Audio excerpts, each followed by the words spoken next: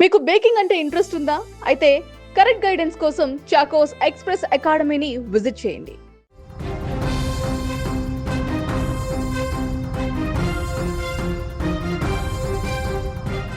చుట్టూ కటిక చీకటి, లోతైన బావి, చల్లటి నీరు, ఎంత అరిచినా వినిపించని నిర్మానుష్య ప్రాంతం.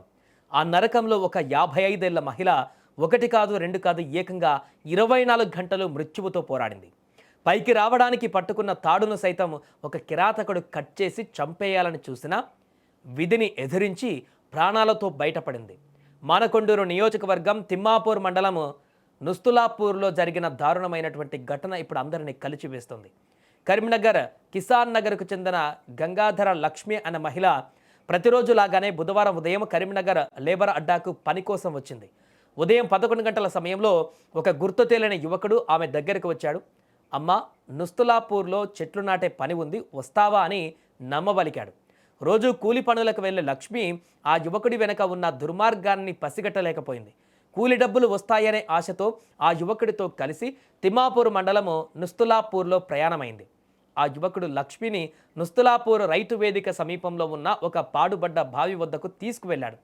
చుట్టుపక్కల ఎవరు లేకపోవడాన్ని గమనించి ఆ కిరాతకుడు ఒక్కసారిగా తన అసలు స్వరూపాన్ని బయటపెట్టాడు. లక్ష్మి పైన దాడి చేసి ఆమె ఒంటిపైన ఉన్న బంగారు ఆభరణాలను బలవంతంగా లాక్కున్నాడు. అంతటితో ఆగకుండా తను చేసిన దొంగతనం బయటపడకూడదని ఆమెను సజీవంగా చంపేయాలనే ప్లాన్తో ఒక తోపు తోసి ఆ లోతైన బావిలోకి నెట్టేశాడు.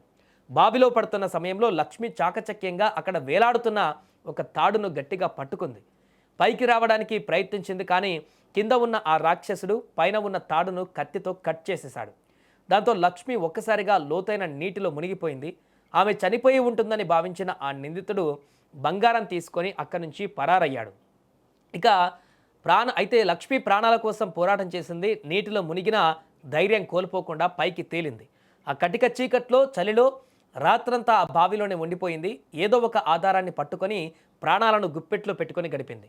ఇక గురువారం ఉదయం తెల్లవారుజామున బావిలో నుంచి లక్ష్మి గట్టిగా కేకలు వేయడం ప్రారంభించింది.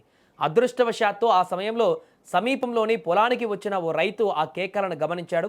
అనుమానంతో బావి వద్దకు వెళ్లి చూడగా లోపల లక్ష్మి ప్రాణాల కోసం కొట్టుమిట్టాడుతూ కనిపించింది.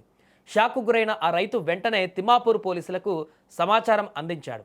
సమాచారం అందిన వెంటనే సంఘటనా స్థలానికి చేరుకున్న పోలీసులు స్థానికుల సాయంతో అత్యంత వేగంగా రెస్క్యూ ఆపరేషన్ చేపట్టి లక్ష్మిని బావిలోంచి సురక్షితంగా బయటకు తీశారు.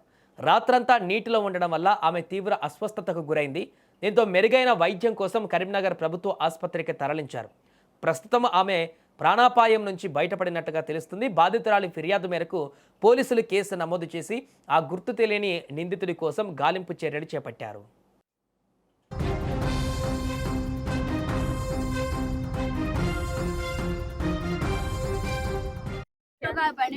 వాడు ఆన్లైన్ బుక్ చేసిండు బండికి, ఆ బండిని పంపించిండు.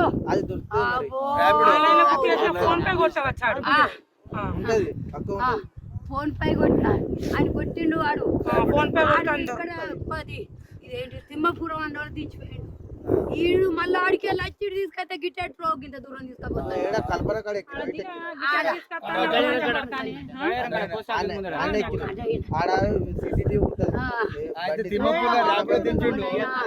తిమ్మపూర్ ర్యాప్ లో దించిండు. ర్యాప్ లో వచ్చి తిమ్మపూర్ నుంచి మళ్ళీ పికప్ చేసుకున్నాడు.